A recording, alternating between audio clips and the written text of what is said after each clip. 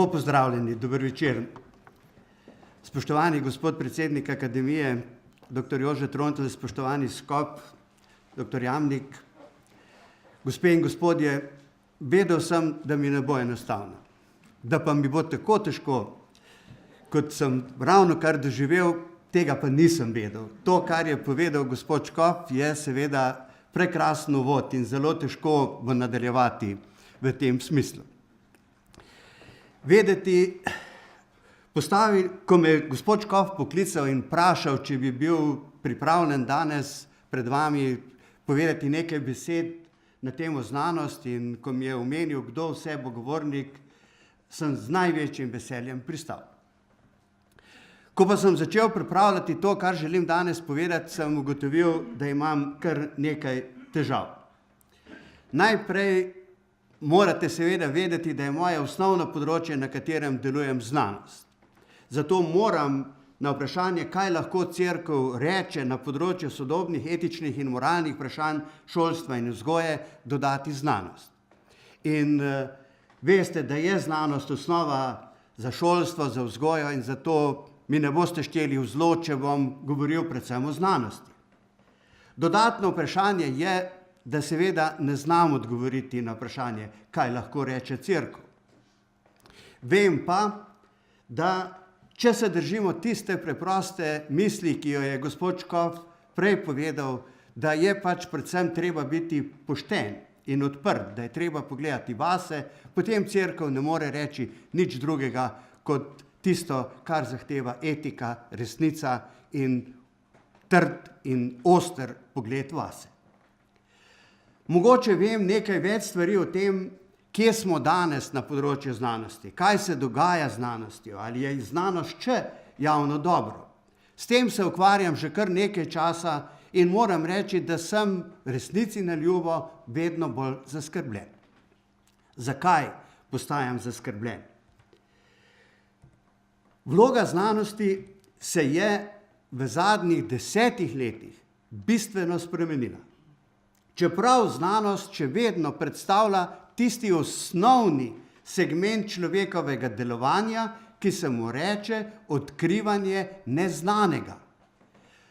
Odkrivanje naravnih zakonitosti, po možnosti z verodostojnimi dokazi. Je nastala vrsta sprememb. Ena od najpomembnejših sprememb je ta, da smo predvsem na področju naravoslovja in tehnologije prišli z vedenjem, z našimi odkritji tako daleč, da ne moremo v času odkritja natančno poznati vseh efektov, ki jih določeno odkritje lahko ima. To je seveda velika težava, močno povezana z vprašanjem etike. Kaj je naloga znanstvenika, če ne zna natančno napovedati, kaj njegovo odkritje pomeni? In danes ni nikogar na tem svetu, ki bi lahko natančno napovedal, kaj pomeni recimo spreminjanje genov. Vemo vrsto stvari o tem, vendar ni nikogar med nami, ki bi si upal zelo natančno napovedati vse morebitne posledice takšne dejavnosti. Vemo, da je vrsta pozitivnih odkritij. Recimo, vemo, da bolniki z diabetesem brez humanega inzulina ne bi imeli normalnega življenja. Pa vendar je nekje v nas nek strah. Še vedno, če smo pošteni in popolnoma odkriti, ne moremo trditi, da vemo dovolj in vse, da bi takšno stvar brez vsakega najmanjšega dvoma podprli.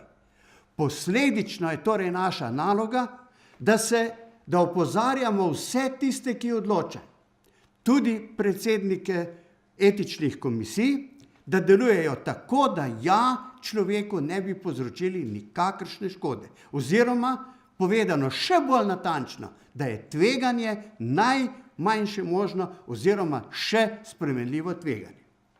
Pa je zgodba še hujša. Znanost je draga in je vedno dražja. Postala je tako draga, da je lahko plačajo to drago investicijo v resnici samo zelo razvita gospodarstva. Zaradi tega znanost, njen razvoj, ustvarjanje novega znanja sledi trgom. In danes smo dosegli stanje, ko se 95% novih znanstvenih odkritev ustvari bodisi v bogatih državah ali v tako imenovanih BRIC ali BRICS, Brazilija, Rusija, Indija, Kitajska in Južna Afrika, in velika večina odkritij se torej zgodi v teh OECD in BRICS državah. Pa še en problem je. 2/3 raziskav, hočemo to priznati ali ne, financirajo privatne družbe. Kakšne so posledice teh sprememb? Jih je kar nekaj. Privatne družbe niso zainteresirane za globalna vprašanja, o katerih je prej govoril gospod Škof Jamnik. Privatne družbe so v principu zainteresirane za to, da ustvarjajo dobiček. In to upravičujejo s tem, da dobiček, ki ga ustvarijo, vlagajo nazaj v splošno dobro, kot se temu reče, zdravstvene sisteme, v šolanje, plačujejo davke in pravijo, s tem, ko smo ustvarili dobiček, je vse to, kar imate mogoče. Če mi dobička ne bomo ustvarili, pač tega udobnega življenja, zopet citiram gospoda Škofa, ne boste imeli. Govorim z njihovimi besedami, ne svojimi. Ampak je še huje, ker so predvsem usmerjene v to, da ustvarjajo dobiček, jih ne zanimajo enako vse vede. Od tehnike in naravoslovja jih zanimajo tisti segmenti, kjer lahko neposredno pripeljejo do patentov, do nove proizvodne. Na področju družbenih ved jih zanimajo predvsem tista dejavnost, ki jim omogoča manipulacijo. Kakšne vrste manipulacijo? Takšno, da ustvarijo idealen profil človeka, naprimer. Idealno lepega. In potem velika večina ljudi stremi za tem, da bi bili, pač da bi imeli neko povprečno obliko, ki jo je svet sprejel. Če nekdo reče tako, kot sem vam jaz povedal sedaj, boste rekli, to je noro. Ampak v resnici se tako noro obnašamo. In zaradi tega delajo izdelke za vsakega od nas posebej. Zaradi tega jih imamo 170 v trgovini, rabimo pa enega. In seveda je taka proizvodna peklensko draga in je vprašanje, če dobiček in davke, ki jih vlagajo v zdravstveni sistem, v šolstvo, lahko nadomesti tisti en izdelek, ki bi prav tako pokril vse naše potrebe. In zaradi tega postanejo pomembne panoge podinvestirane. Pred 10 leti je nek znan filozof izjavil, filozofija je mrtva. Kaj je hotel s tem povedati? Da sta tehnika in naravoslovje šli tako daleč, da danes ne razumemo več, kako funkcionirajo družbeni sistemi. Še huje kot to, nihče od nas, nima neke dobre in pametne rešitve. Vsi govorimo, svet mora biti bolj pravičen. Ampak pod tem si predstavljamo, kar pač kdo želi. In zame največji problem je v tem, da nimamo več nekega celovitega znanja. Če je bilo Leonardo da Vinciju enostavno, se je bil sam vse, od zdravnika do inženirja, od teologa do filozofa, je danes svet zelo kompliciran. Vsak od nas raziskovalcev, če hoče biti konkurenčen v mednarodnem znanstvenem prostoru, mora znanje poglabljati. Vrtamo v globine znanja. Ustvarjamo globoke vrtine in naenkrat na dnu te vrtine opazimo, da smo v tej vrtini sami. Z drugim znanstvenikom se srečamo samo, če se ti dve vrtini slučajno pod vnaprej nenapovedljivim kotom zadaneta drugo na drugo. Pa še takrat je vprašanje, če se bomo sploh znali pogovarjati. Jaz danes ne razumem povsem natančno, kaj dela moj kolega na fakulteti pri naslednjih vratih. Kajti tako globoko sva specializirala svoje znanje, da drug drugemu komaj razloživa, kaj počneva. In kako boste potem razumeli vi? Kako naj jaz razumem, kaj dela kolega strojnik? Kako naj razumem, kaj dela kolega zdravnik. Zadrega je velika. Vendar, če hočemo govoriti resno o tem svetu, potem se moram jaz znati pogovarjati s filozofom, ne s kemikom. Potem se moram znati pogovarjati s teologom, se moram znati pogovarjati z antropologom, z ljudmi, katerih raziskovalna disciplina je vesolja daleč od moje. Če hočem to narediti, moramo iz teh globin priti na površje. Priti moramo zopet na zemljo in začeti govoriti en jezik, vsej poskušati, človeški jezik. In med filozofom in naravoslovcem ni nekega meta jezika, ki bi omogočal sporazumevanje. Med filozofom in naravoslovcem je možen samo pogovor, ki ga oba razumeta. Če ga ne razumeta oba, pogovora ni. In dovolite mi, da na koncu postavim teoretično vprašanje. Če smo res na razpotju, če imam samo delno prav, kakšno izbiro imam? Ali sploh imamo kakšno izbiro? Predpostavimo, da bomo ostali v tržnem sistemu. Nesporno je ekonomsko učinkovit, vsaj ponekod. Ne bom trdil, da povsod. Kaj je glavno gibalo takšnega tržnega sistema? Dobiček.